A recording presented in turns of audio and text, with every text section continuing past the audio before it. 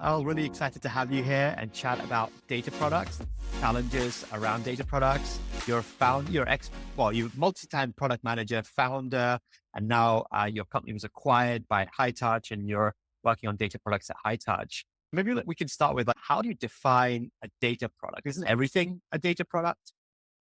Yeah, it's a tough question, and I'd sort of categorize data products into a few different buckets. I've worked at a couple different data product companies. You mentioned the company I founded, Heads Up, as well as the one I'm at now, High Touch.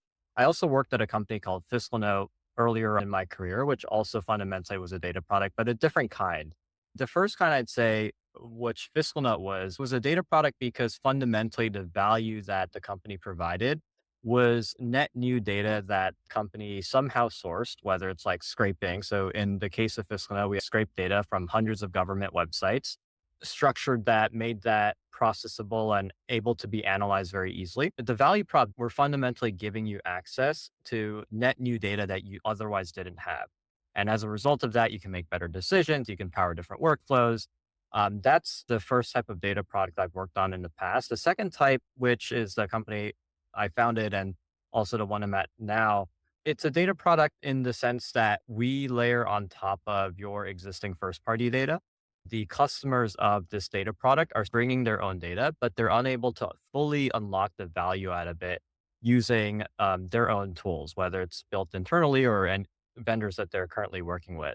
And so, what companies like High Touch and Heads Up, fundamentally, the value comes from taking data that you already have and then enabling you to make sense of it or actually utilize that in real workflows, powering actions that your organization is taking.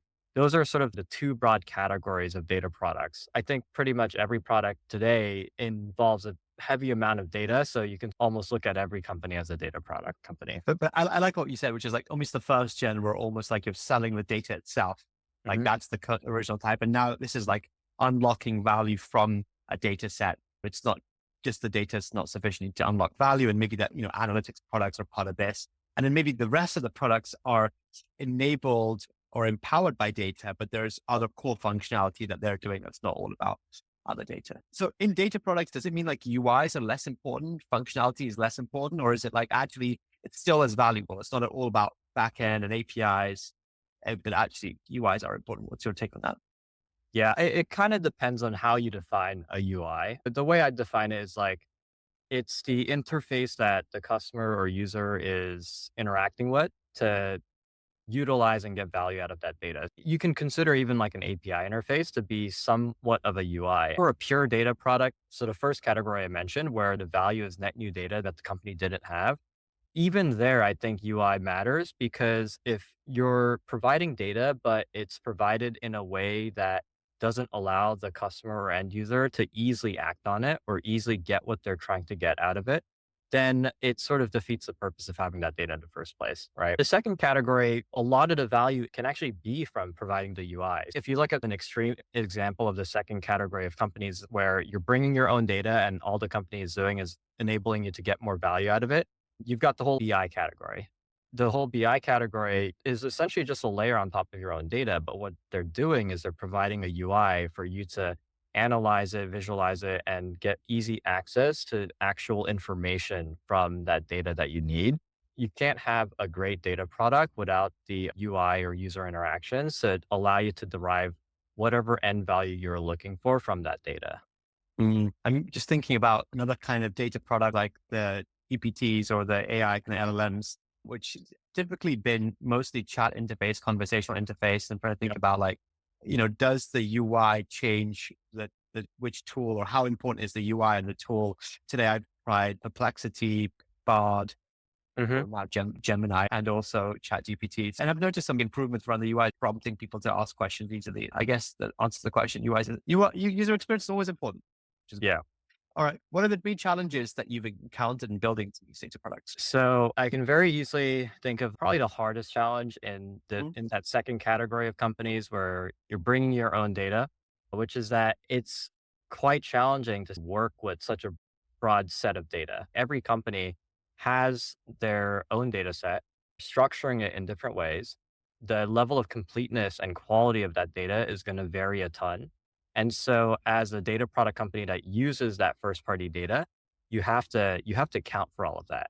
And it's incredibly difficult to see around the corner and understand ahead of time all the different edge cases and nuances that are going to pop up when you're fundamentally relying on your own customers' data being complete and of a certain accuracy and quality to deliver that end value you promised.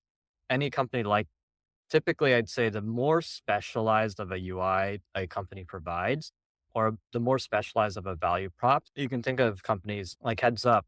What we did was we provided a tool for sales and sales teams at B2B SaaS companies to figure out, which leads to go after, understand why those leads are high quality leads and what you should talk to them about. That was very challenging because everyone had a different set of data on those leads. They Mm. structured in different ways, which meant that as the layer in between their data and the human interacting with the data, you had to do this middle layer of translation and transformation. And you have to do that across many sets of companies. And you constantly encounter new cases where you have to do something slightly different when it comes to that translation layer. And do you think that's a secret sauce for a successful, like making sure that you can easily work with a wide variety of data? I definitely agree with that statement. It's one of the fundamental challenges around platform type engineering or product development, which is being able to handle many different cases and coming up with the right set of primitives and concepts that allow you to handle those situations in the most self-serve manner possible. A lot of these products have some layer of solutions engineering or systems integrated role to help ease that transition. But the better you can make the product in terms of providing the right set of primitives to interact with a broad set of scenarios and cases, but the more successful your company will be because it accelerates that time to value, Yeah. expands Which, the set of people you can work with. Yeah. which is in essence what a product like Hightouch is doing, whereas the team would have done that all manually through an in-house system integrator or in-house data engineer or something. So it makes sense to want to productize it more and more.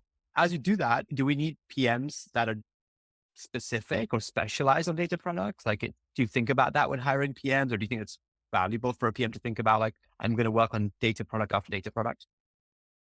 It's an interesting question. And I think I would view competency and experience working with data products as you might with any other vertical or subject matter area. It can definitely be helpful, and obviously it's gonna make you more productive sooner, but it's not insurmountable for someone to understand what's going on under the hood.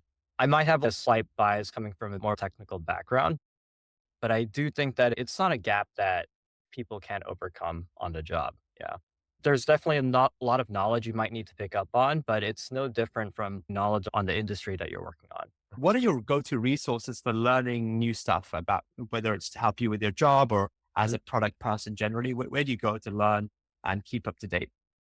Yeah, primarily newsletters for sort of that top of funnel and learning about things that I don't know I should be learning about. But then when I actually want to double click on something, I rely on ChatGPT a lot. I'll like ask a question so I quickly ramp up on an area. Hmm. Hopefully everyone's using that. Any great newsletters or Substacks that you'd recommend? Yes, I'm a big fan of the one by, it's called like What's Hot in Enterprise SaaS, I think. It's Is there anything hot in enterprise SaaS? I guess there is. You subscribe to find out. There's a lot related to LLMs right now, but Okay. yeah, that's a big one. I also, Okay. follow the classic ones like Stratechery and whatnot. What's a product that you use regularly, aside from your own, that you use regularly and you love? Maybe why? Probably Notion Calendar, or formerly known as Cron.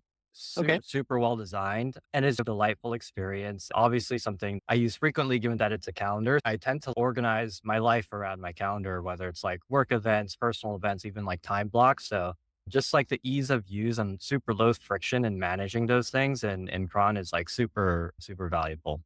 I'm sure that's similar to many PMs leaning on calendars. It's been nice to see products like that also push Google to improve their core calendar product. I've seen a lot of improvements in the last couple of years. Good shout out for Notion Calendar. Well, thanks for joining. Appreciate your insights.